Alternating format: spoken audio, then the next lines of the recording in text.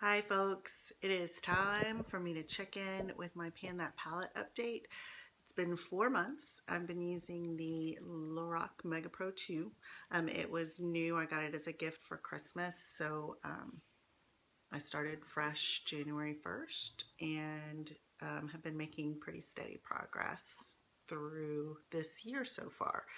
Um, in the first month, I hit pan on one shade. The following month, five more, or seven more, and then another seven. And now this month, I have done more damage, as we can see here.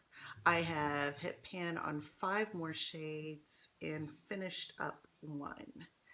Um, so I'm pretty pleased. Custard is the first one that is gone. I hit pan on melon pretty significantly. There's my dog.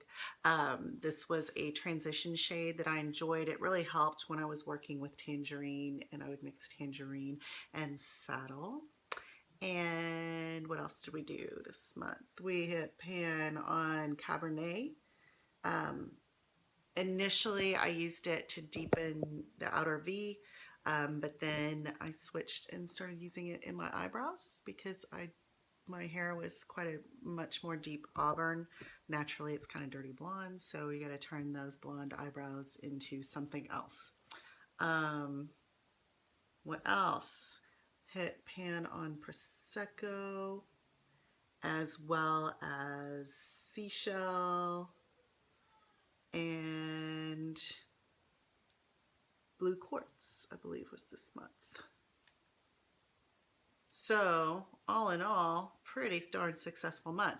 I think, so the method to my madness has been to look at these shades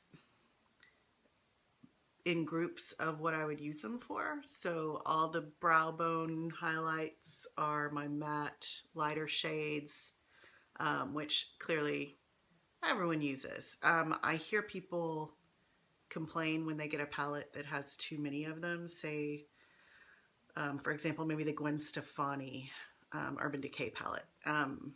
But I think those are the shades we use the most. So it's always the first one gone. So either you're going to get a palette that's going to be mostly colors and not a lot of creams, matte creams, kind of more functional colors, and you're going to have to buy those separately, which is fine. You know, go get yourself a Wet n Wild Brulee.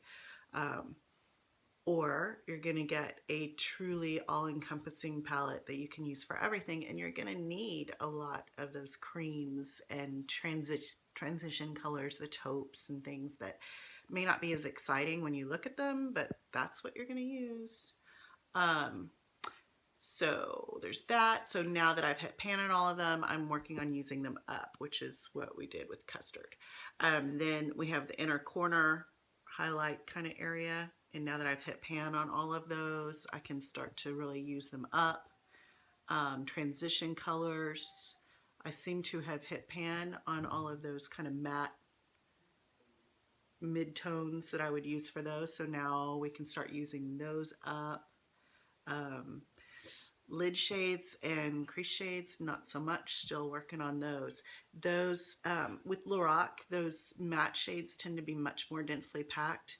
These two that I started working on because spring hit, lavender and purple there, seem to be packed much like concrete. They are my rock hard stones in here, so they are going to be difficult to hit pan on.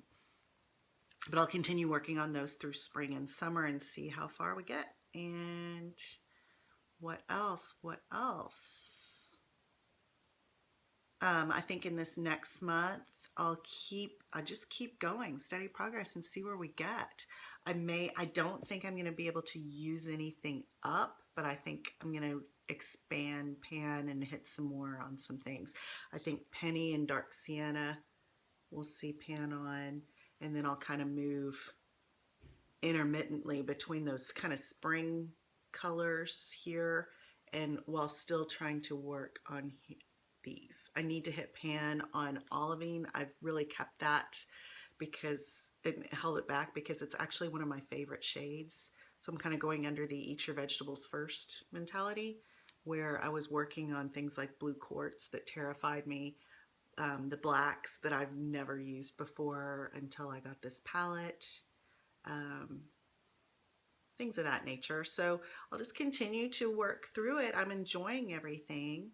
Um, these Lorac shades have made me put my makeup on in a different order. I used to do eyes last. Now I do eyes first because the fallout is pretty intense, as has been widely communicated through last year's projects where people were doing the Lorac Pro.